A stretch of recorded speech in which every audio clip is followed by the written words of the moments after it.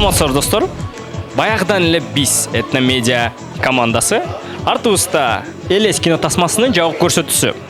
Негизи Кыргызстандагы жалгыз мелодрама деп жазып кино башталганда ушундай болуп башталат экен. Эми көрөлү, чын эле мелодрама бул өтө оор жанр. Кино бүткөндөн кийин элдер ыйлап чыгышабы, же болбосо мындай болбой калыптыр деп чыгышабы. Ушул берүүдө ушул суроолордун баарына жооп аласыңар. Анда эмесе кеттик, азыр биз интервьюну баштайбыз. Кеттик.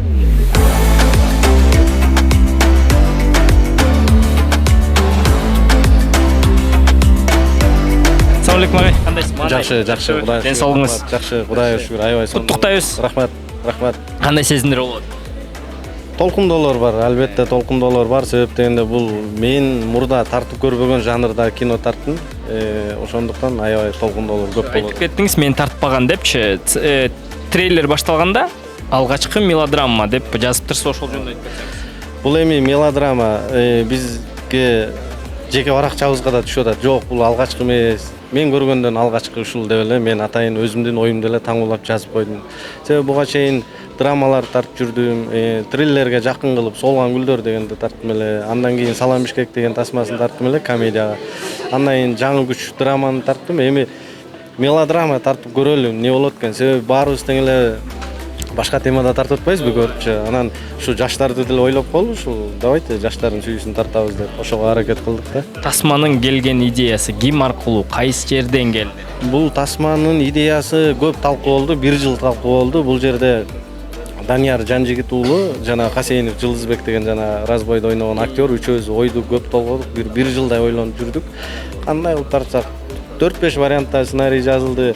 Анан жеңилдетип аларда Кыргыз драма театрында иштегендиктен аябай мындай философияны камтыйлы деп аракет кылдык, бирок жок, биз ким үчүн иштейбиз? Биз көрүүчүлөр үчүн иштейбиз. Көрүүчүлөргө деп атайын эме кылдык да, жеңилирээк кылганга аракет кылдык. Тасманын башка актеру Саламат. Ал менен дагы эң алгачкы тасмасы сиз менен иштеш баштаптыр да. Деги эле Саламат менен кантип таанышып калдыңыз? Деги өзү жөнүндө. Бул биз ага кезде онлайн деген түшүнүк жок эле такыр. 2019-жылы, бирок биз онлайн кастинг кылдык. Себеби ал Нарында болуп калдым, мен Бишкекте болуп калдым. Анан Нарында актерлорду кастинг кылып отуруп, анан Саламат негедир ойногону жакты, өзүнүн внешность, актер катары, анын теласы мындай толкуп турган актер катары. Анан ошону Жаңы күчтө биринчи дебютту тартканга аракет кылдык да. Анан негизи эле байкасаңыздар, биздин кинодо таанылып калган жүздөрдү көп тартканга аракет кылабыз, жаңы жүздөрдү тартканга аракет кылабыз да. Ал эми Сүйүн деген кыз, буну атайын Москвадан чакыртып келдик. Москвада ошо ГИТИСте театральный окуу жайда окуп аткан жеринен алып келип, самолетуна төлөп берип, ойнотуп, анан кайра Москвага узатып ийдик. Основной биякта көбүнчө таанылган эмес, эми жаңыдан чыгып келаткандарды тарталдык. Биздики жаңы жүздөр. Себеп дегенде эмне? Алар таанылган жүз болгуча аларды ким тартат? Андан көрө биз таанытып берели, анан тааныгандан кийин башкалар тарта берсин. Мисалы үчүн өзүңүз айтып кеттиңиз, башка жанрда тасмаларды тартышат. Көбүнчө Кыргызстанда комедия жанры аябай элге жакшы сиңет. Сиздики мелодрама. Мындай элге сиңбей калып, кандайдыр бир акча каражат жактан минуска кетем деген ойлор, коркунуч сезим болгон жокпу? Эл үчүн иштейбиз деп биз башында оюбуз ушундай, биз эл үчүн иштешибиз керек, көрүүчүлөр үчүн иштешибиз керек. Эми ушунча элге баягы эстетикалык бир табият тартуулап алсак, алардын аң сезимин өнүктүрүп алсак, ошол акча, ошол байлык. Бирок биз бүгүнкү күндө 100% аябай ишенимдүү болуп турабыз. Кеткен бюджетибизди Кудайым буйрса жаап алабыз деген. Бул 100% гарантия менен ушинтип сүйлөп атабыз, анан билбей көрөбүз. Ишиңизге келик, элге жакшы сиңип, элдин оозунда калган тасмалардан болсун, көрүүчүлөрдү чакырып кетсеңиз болот. Келиңиздер, мына эртеңден баштап Кыргызстандын баардык кинотеатрларында жана ошондой эле региондордо дейбиз, ар бир райондо, Кыргызстандын ар бир, Бишкектин ар бир кинотеатрында ушу мелодрама тасмасы болот. Келиңиздер, киного кирип баратканда эмоцияны тартыңыздар, кинодон чыгып баратканда эмоцияны тартып, биздин Бугу Синема Instagram баракчабыздан, же болбосо Этномедиадан деле бөлүшүп туруңуздар. Бул адамдарга таасир бере турчу тасма болду деп ойлойбуз. Аны эл чечет. Рахмат.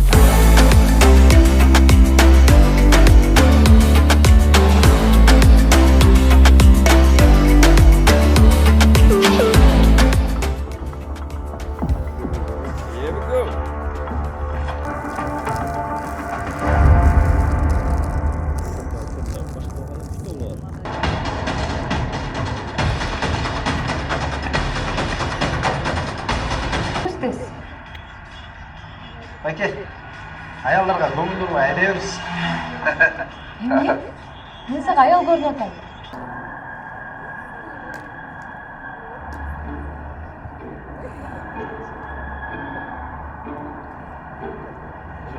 Кылмыш болсоң, анда өмүр бою түрмөдө калмаксың. Окей. Мен саған қарсылық көргөзбей меркесін чеч.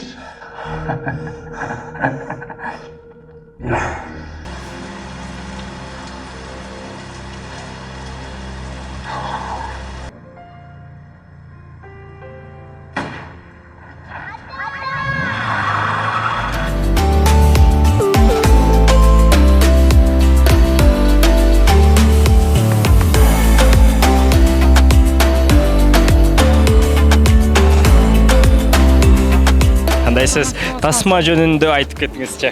Тасма сонун, мелодрама аябай сонун болду. Кыргызстан номер 1 болот деп айтып эле келе жатам. Айтып атпаймынбы? Кыргызстанга бүткүл Голливудду алып келебиз. Бул только башталышы.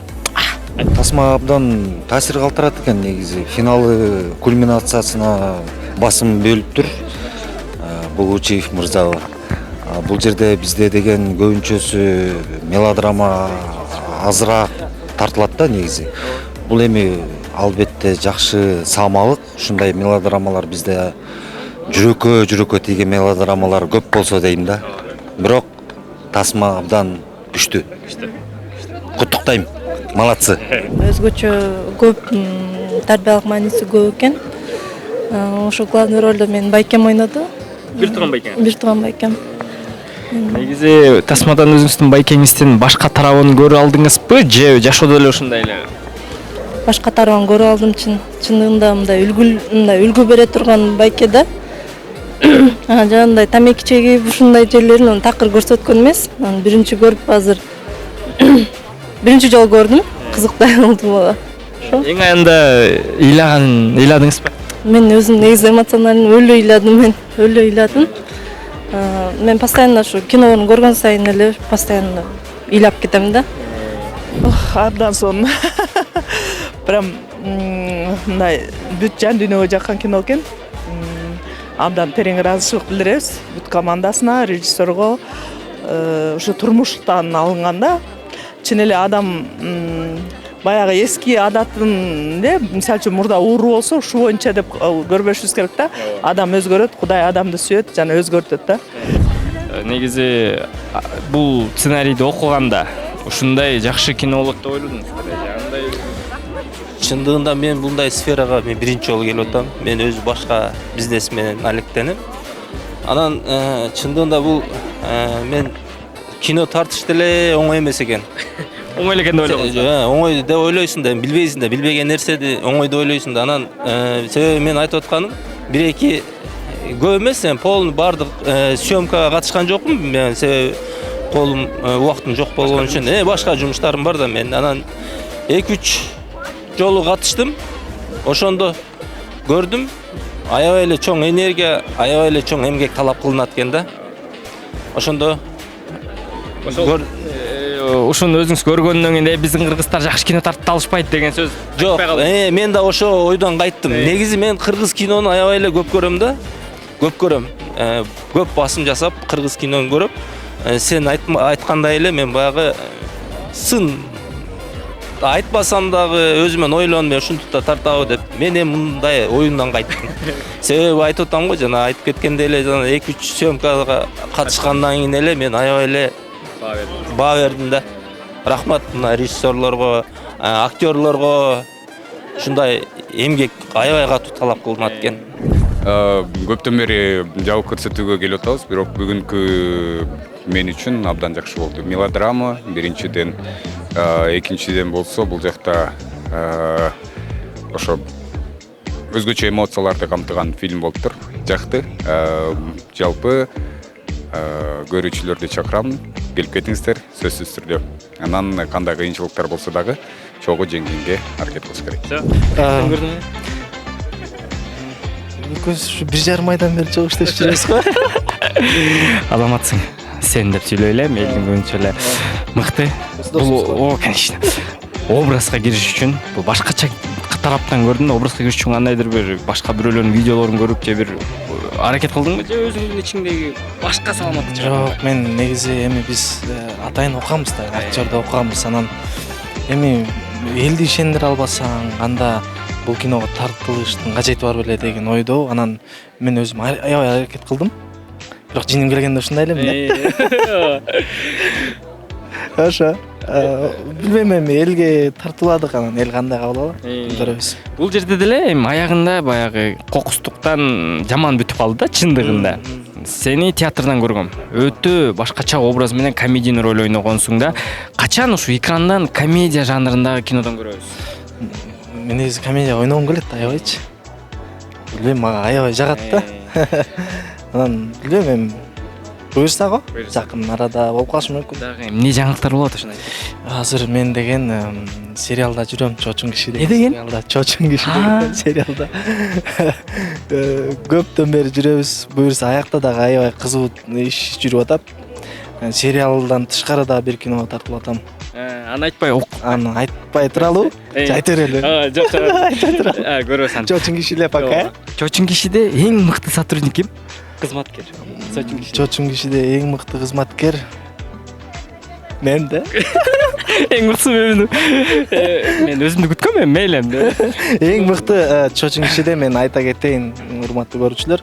Чочун кишиде эң мыкты кызматкер мына Бакыт Адамалиев. Сөзсүз түрдө бул жумушун так билген, жанагынча команданын баардыгын бир алып жүргөн мыкты чебер. Бүгүн туулган күнү менен куттуктайм. Буга чейинкилер кесип салып. Бул да токмокто, мен да Анан токмокто. эме ушунча кишини ыйлата алам деген ой болду беле. Ыйлады да, далай кишичи. Жок, мындай да, мен съемка негизи өзү ар кандай жагынан алынат го. Биринчи сериясы тартылып, анан акыркы сериясы тартылат, анын ортосунда мен мындай ишенбей жүрдүм да. Негизи мындай билбейм, баардык эле актерде болобу билбейм. Мындай кандай болду деп эле жей бересиң да. Анан эми азыр көрдүм, мындай ыйлашты. Значит, окшойт. Демек ишендирдиң деп ойлоп атам. Негизи өткөндө да бир актерлордон Бактияр байкеден Шаршенбай Бактияр байке айтты да, өзүмдү көргөндө дейт, уялам, мындай башкача болом дейт да. Силерде да ушундай барбы? Аябай бар. Аябай. Мен көргөн сайын деп кээ бир жерден унутуп коюп белем деп ошондой нерсе бар. Анан дагы кызың жөнүндө айтып кетсең. Бул кызым менин 4 жашта. Атын ким? Аты айткычы. Аты Иная. Бул дагы Чочун киши сериалында актриса болуп ойноп атат. Менин кызым да ойноп атат. Мында да талант бар экен, чымын бар экен. Буюрса эми атасын тартты да. Мейлим, ийгиликтүү күн тасма болсун. Буюрса Чочун кишиден да жолугабыз. Ошондон андан ары ийгилик. Чоң рахмат. Мына достор, берүүбүз аягына келди. Кинону көрүп бүттүк. Кинонун аягы бир башкача бүтөт экен да. Негизи көбүнчө кинолор мындай орусча, англисче айтканда happy end болуп бүтсө, бул жерде башкача. Ушул кандай бүткөнүн көргүңөр келсе, жалпы 12 октябрдан баштап жалпы Бишкек шаарынын кинотеатрларынан көрө аласыңар. Ал эми дагы айта кетчү нерсе, бүгүн биздин ушул берүүлөрдү далайын тарткан монтажер оператор дос балабыздын, кесиптешибиздин 2 күн мурда ата болду. Баарыбыз куттуктап, ушул видеонун астында комментарий жазып койсоңор болот. Көрүшкөнчө силер менен мен Бакыт Адамалиев болду. Биз кеттик.